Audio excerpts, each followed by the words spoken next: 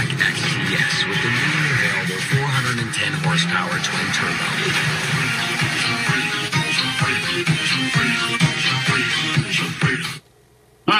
I'm sorry, did I just see the Cadillac XTS-V blow the doors off a fucking brand new S-Class 550? Did I just see that? So, I'm here with Cadillac again. This is the XTS-4. That means four-wheel drive. V Sport Edition. When you see that V, that means that what you're packing is the more powerful V Edition engine. These are the wheels. I'm going to drive this. I just finished with the CTS, and I drove the most powerful engine, the 3.6. Pretty nice. So this is an XTS-V. XTS-V. What are we looking at?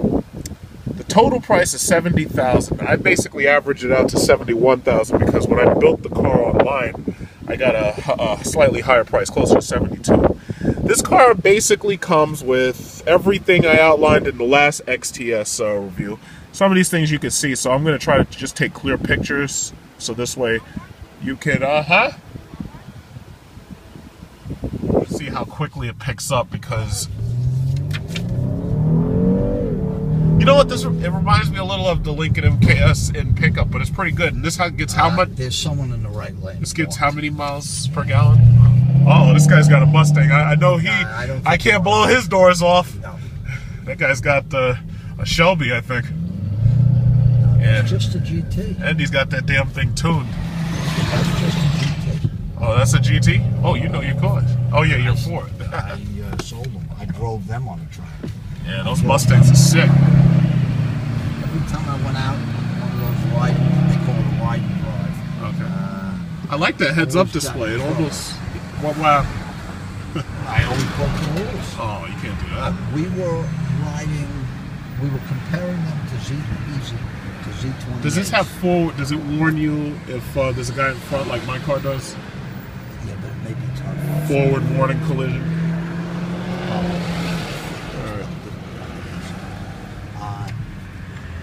We were driving Cobras, the Z28s, in the hills outside San Antonio.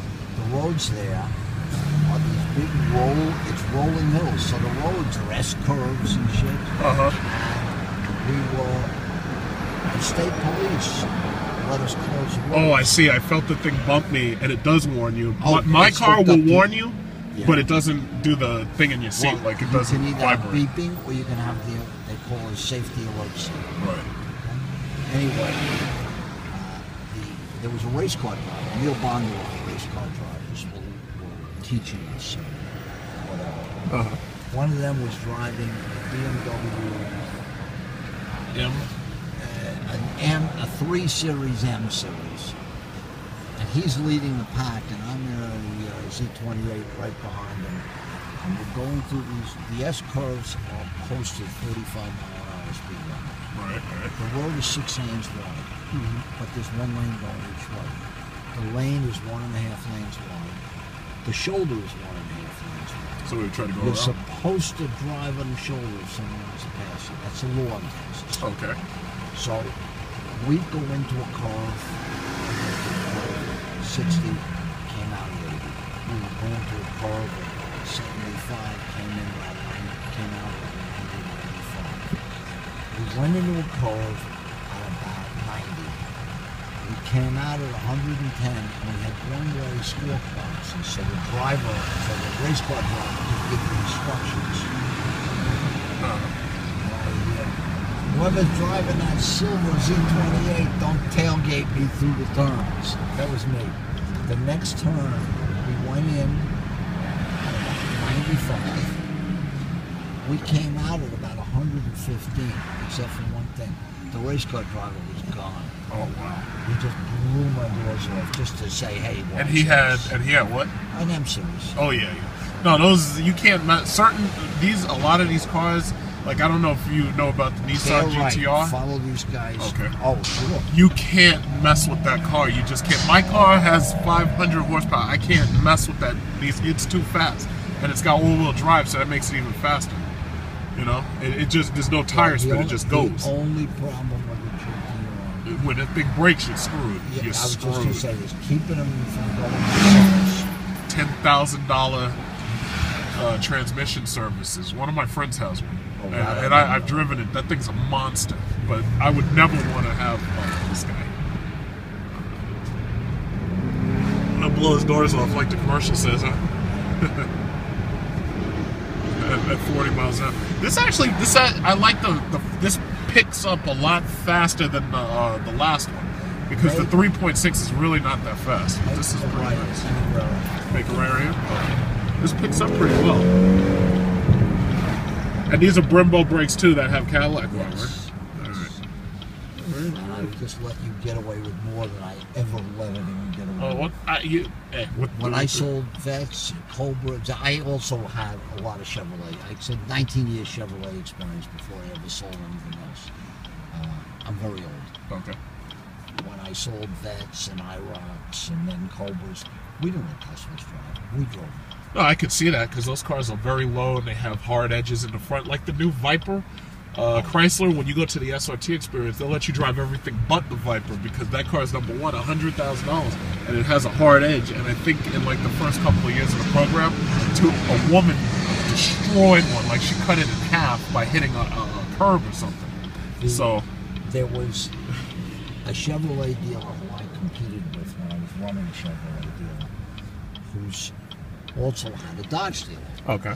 And they got a Viper in, and the owner was on vacation. Those things are monsters. So his son decided to test drive the Viper. 23, 4-year-old dummy. Yeah. And it was a sold car. You don't play games with a sold car. Nope. If you have any brains. He was pulling back into the dealership and he came up a little too fast. When he cut the wheel, he lost it. He wiped out 2 rims and a rear axle. No kidding. Did you ever hear about that girl, Nikki Katsoris? She stole her father's, well, I guess stole, but she stole her father's Porsche. And she was driving it really fast, and she slammed into a toll booth plaza. Oh. And basically, you couldn't identify her. Yeah, it was like that. I didn't know the name, but I remember Nikki Katsoris, yeah, and they had posted the pictures, and it was a big media thing. So it's like when I drive, I'm very careful when I drive. I haven't had an accident. I've had like a 5-year good driver discount, this, that, and the other. And, it's like I don't play games with these other cars. It's like you heard about that thing that happened with the motorcycles and the SUV, the Range Rover. Oh, you didn't hear about that? Of course. Yeah, everybody heard about that. Yeah, if you own like a computer or television or radio, you know. When I have people who try to pass me like that, and I know that they got something where they can just pass, I just let them go. Yeah, it's like, just go. It's like, I don't want no scratches. I'll tell you the other thing. Today, it's very unfortunate, but the world we live in, you don't know. Nobody's patient. You don't know who you're dealing with. Exactly. Somebody could be armed. Like, for instance, some of the people that beat on that guy's windshield were cops. I know. And they got them locked up, and that's good for them. Yeah. Oh, I mean, frankly, I don't think the absolute truth will ever come out because there's too many versions. Exactly. Well, the video is one version that you could trust. Well, not really, because there's a question of what went on before the first video. You know what? I've heard some people argue that, but my thing is, if you really watch it, everybody was acting normally right up until the white motorcycle brake check. And after that, the entire, see, you could tell that nothing had really happened before that because people were acting normal. And the problem was, the normal way that they were acting was to try to cut him off the road. Now, he was driving, you could tell, I mean, he had his baby in the car, he had his wife in the car. If you have your baby and your wife in the car, you're not driving crazy.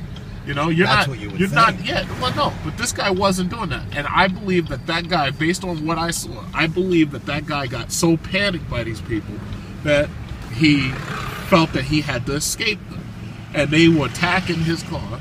And I heard slash the tire. Once they were attacking his car, it's like at that point, it's all bets off. Yeah, I can't really left. Yeah, I'm trying to make a left. This guy's slowing down, and he sees that the goddamn shit is yellow, and he knows that there's somebody behind him. But that's what it is. So you just go around people.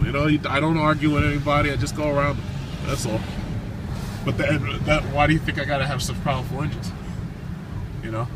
It's like, it's just go around them and leave them. That's all. Because you want one. That's why. That too. I I don't argue with any of these people. It's not worth it. I want you to see my taillights, and then you never see me again. And that's it. Just taillights. He's still back there. Nothing transpired. That's it. All you gotta do is just go around. If those bikers had gone around the guy, the whole thing could have been avoided. But there was something that nobody has a tape, nobody has anything, and I'm not even sure they all said it. But somebody said prior to that whole thing, he had brushed one of the bikers. Brushed him? Yeah, with the car. With the car. Yeah. Now, I want you think about that. Now, you're a biker, right? Bikers typically ride in the middle of the lane, right? Yeah. So it's just like if I had this car and you see this guy as a biker right in front of me, oddly enough. This guy is typically, he's riding in the middle of the lane. How could I driving in the middle of the lane, the whole do that? point is, if something happened, then there was a prior... I'll tell you this, they're trying to cover themselves, and their lawyers are feeding them all types of just bullshit. Yeah. Because you think about it, you can't defend that case. I mean, you could try, you could try to defend it. There's no defense. There's no defense. So, what are you going to do? One of them told the client to try to say that he thought the woman was being kidnapped. Is that the stupidest thing? An Asian guy, an Asian woman, and an Asian kid in the car, nobody screaming or trying to get out, and you're going to tell me you think they were kidnapped? But the lawyers force feed them bullshit, and that's the problem. That I agree. There you go. Watch the